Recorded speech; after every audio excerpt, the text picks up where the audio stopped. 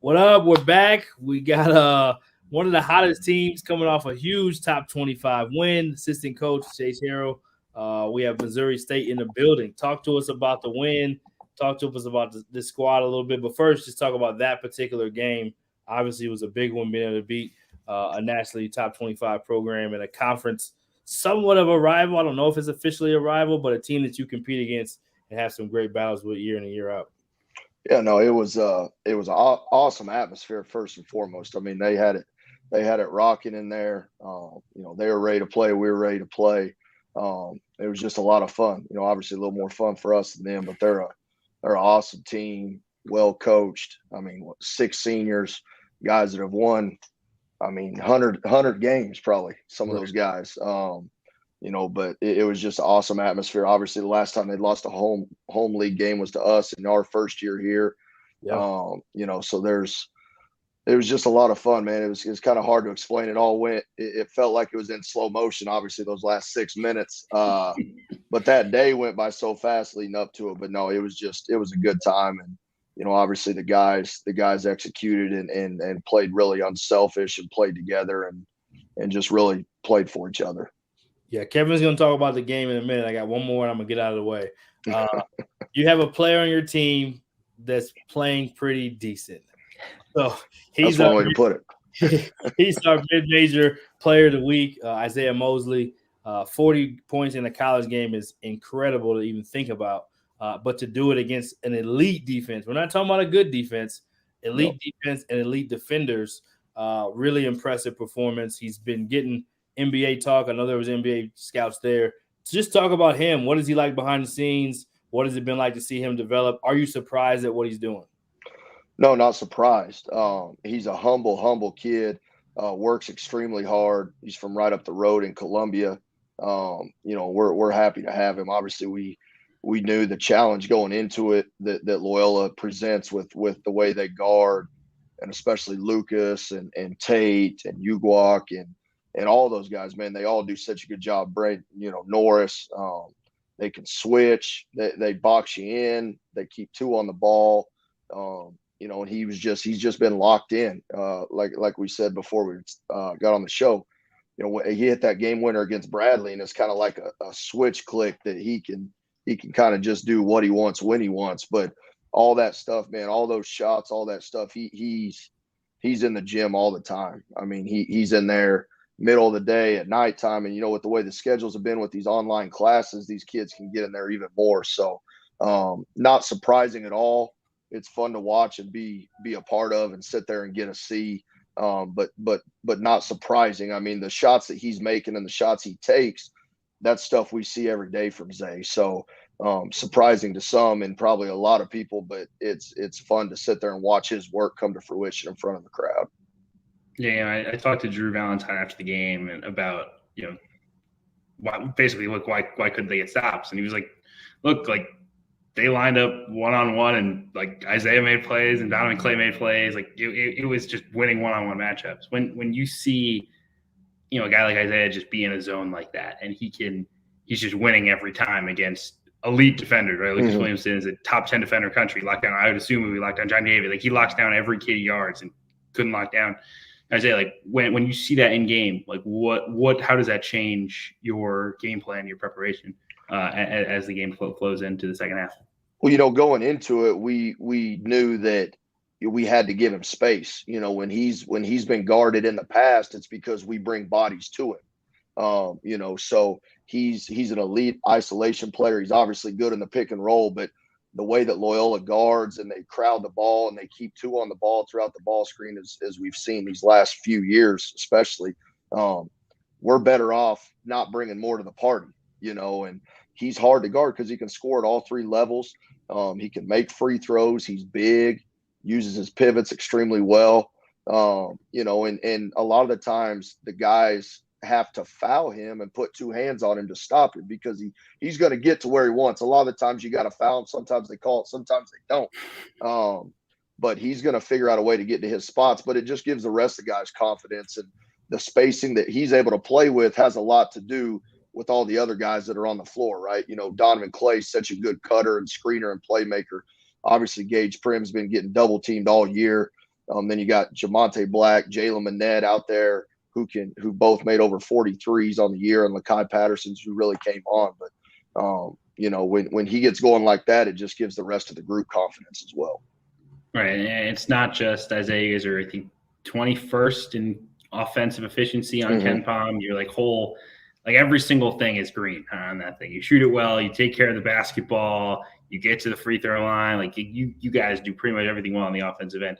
How does your offensive identity stem from what Isaiah is able to do? You kind of alluded to it, but when he's cooking, what about his teammates makes him better, and what about him makes his teammates better?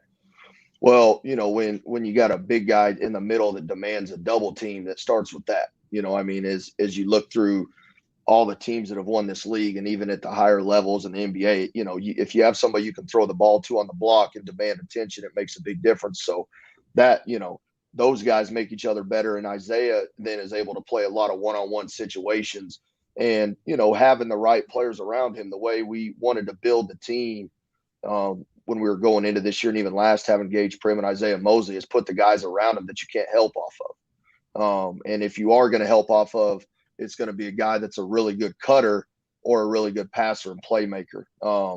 But Zay makes all those guys better, and he's an underrated passer. He's cut his turnovers way down this year. He's got an unbelievable feel for the game, not only scoring but passing, as you can see where he made some big plays yesterday. And credit to the other guys in our team. They know when Zay gets in those modes that they got to be ready to shoot, but they also got to be ready to just, when we get into the mode where we're running, certain things where we get into flat or stuff like that you got to be ready to shoot. You got to be ready to get back, so credit to the rest of our guys of understanding what it is at that point in time. Yeah. I think the Valley might be the oldest. I don't have the number on it, but I'm pretty sure it's like the oldest league in college basketball. I mean, it feels like every single team has like two 24-year-olds. I mean, you guys have Prim, obviously, who's a COVID senior. Loyola's got – Loyola's older than, I think, six. They got six 2 NBA teams. I mean, that's ridiculous. Like Drake's got Tramel Murphy's 25. I mean, they're old.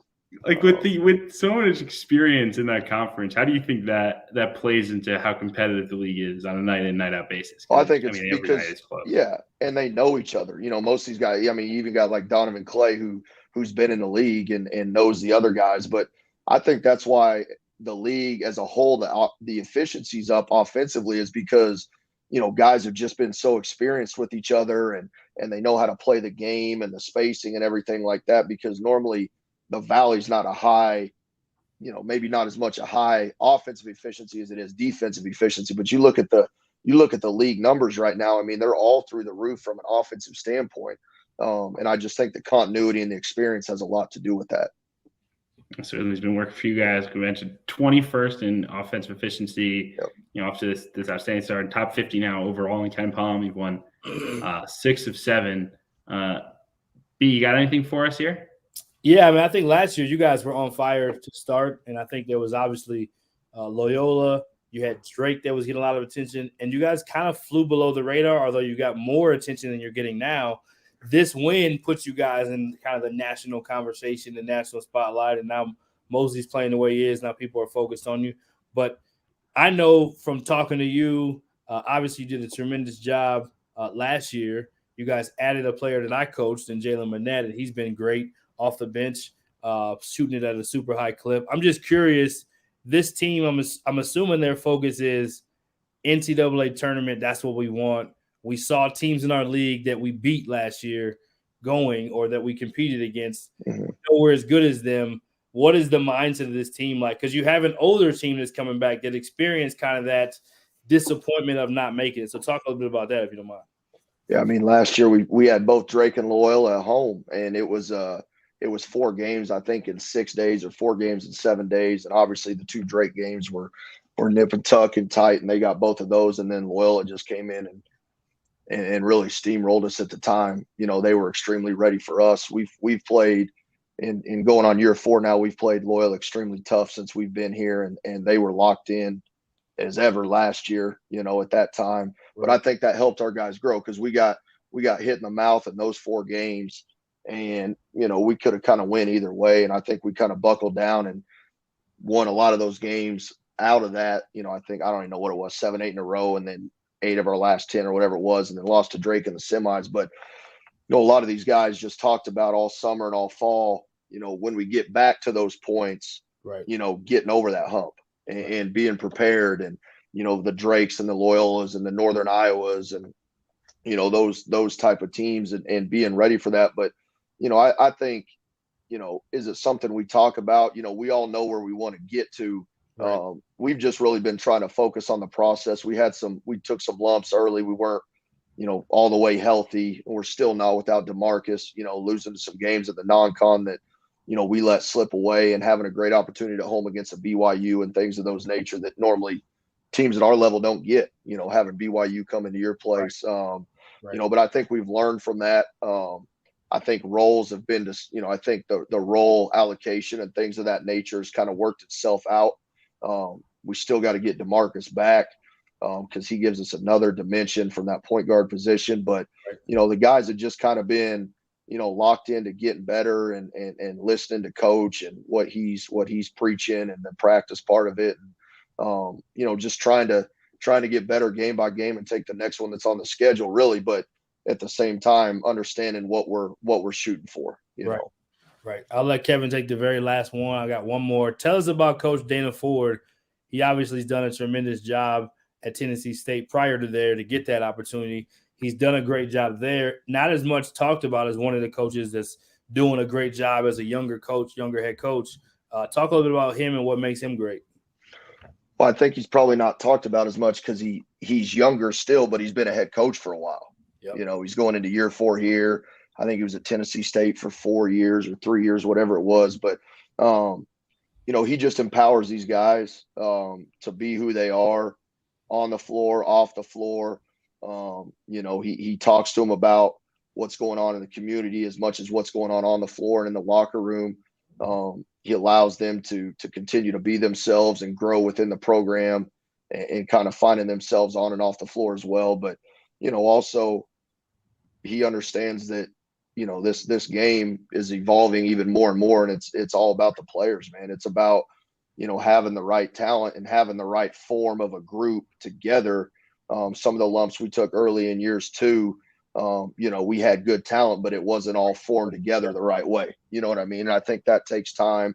It takes time as a head coach and a staff to also understand what your head coach wants, yep. and maybe what he can deal with and handle too, in that sense. And maybe want one thing, but not quite, be able to do with that. You know what I'm saying? So, he's grown a lot. We've grown a lot, and it's fun to watch because, he just empowers these guys so much that they play with the unlimited confidence when they get out there on the floor and play in those games now, which we've had that experience the last year and a half now. And it's kind of coming to fruition like that. No doubt. Kevin, close right. it. Yeah. Send this out. We always like a funny story. I'm going to be specific. Well, give me something fun from the locker room yesterday after that win. I mean, it had to have been crazy. Well, I think when we first were about to go in there, they were playing the music and stuff, and then they kind of told us to hold on. And it was Coach Gibson, our associate head coach. It was his birthday. So Coach Ford's getting ready to run in there, and I didn't see this till I saw the video. And he goes to run in there, and he's thinking they're about to throw the water on him, and he starts looking around and ducking. And they kind of no, get out of the way. And Coach Gibb comes in there, and they start dumping the water on him, and then they all go nuts. But if you see that video on Twitter, it looks like Coach Ford feels like it looks like something's falling from the ceiling on his head. He doesn't know what's about to hit him. I love it. We actually have that video. We'll pull it up real quick. We played it a little bit early, but we'll play it real quick right before you go. It was a lot of fun. You can walk us through it. It's about 20 seconds, but a good 20 seconds. 20 seconds. I stayed out of there because I had my phone. I wasn't about to get my iPhone. But I got too many recruits. I got too much stuff. Yeah, I got something I got to do. Yeah, you see him ducking, getting out of the way.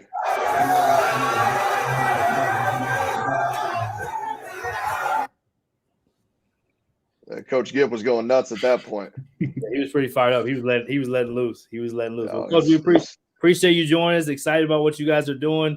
We do have the mid-major player of the week, so hopefully he'll be excited about that. We get a little love out there for him and draw even more attention. We appreciate what you're doing. And tell Coach Ford we said what up. Tell my boy Jalen Manette, keep letting it fly. And best of luck. He will. Right, man. He will. He don't know any other way. Right. I appreciate you guys having us. Go Bears. Absolutely, man. All right, Sweeney, you got your 60 seconds. Another great guest, great team, high level team, man. High level team. Yeah. Talk a little bit about them. Honestly, I was really impressed in person, like with how they handled the moment. Loyola, it was a sold out crowd, and Loyola has been in this spot like 3 or 4 times already in conference play where they've been down even double figures in the second half, and they make a 3 and the game turns. And there were a couple of moments where it felt like the game was going to turn, and Missouri State didn't let them. So I think tremendous respect to how they managed the game. I think the other thing is, like, I was flat out pissed when I saw people tweeting like, "Oh, bad loss for Loyola, bad loss for Loyola." Like, y'all don't watch ball if you think that was a bad loss. That's a top 50 team in the country. Certainly top 75. But they're top 50 in KenPom. Like that is the one thing that will never not piss me off when someone just assumes that, just because you're playing the major. Like, let me list off some of the teams in KenPom that Missouri State is currently higher than. Just for the effect. Oklahoma State, Oregon, West Virginia, Florida State, Providence. 16-2 Providence is lower than Missouri State in KenPom. Notre Dame, top 4 in the ACC. Miami beat Duke at Cameron. Memphis, Northwestern, Belmont, Iona, North Texas. I mean, the mid-major powers. Like, I am so tired of some bad loss. Oh, fans don't know. Fans don't know. Loss. They don't know. I'm okay with the fans. There was media members. Bad loss for Loyola. Bad loss for Loyola. That's a heck of a Missouri State basketball team. No doubt. And you don't want to see them in March. You certainly don't want to see that Isaiah Mosley kid in March because he's going to give you 40. And this league can be a 2-bid league with Loyola staying. They keep winning minus this game, and they stay in the top 25. They're getting in. Yep. So then if somebody else wins the tournament, now you have a 2-bid league similar to last year with Drake and Loyola. So, yeah, they don't have the buzz. Missouri State doesn't have the buzz, but, man, this team is a bucket-getting defensive. I mean, they have an inside presence in a guy that you have to double team pretty much. Then they have a scorer that can go off for 40, and then they have shooting all around it. So anytime you have that kind of a formula and you defend, it's a wrap. They're a good basketball team. Really good basketball team. Very good. Appreciate you guys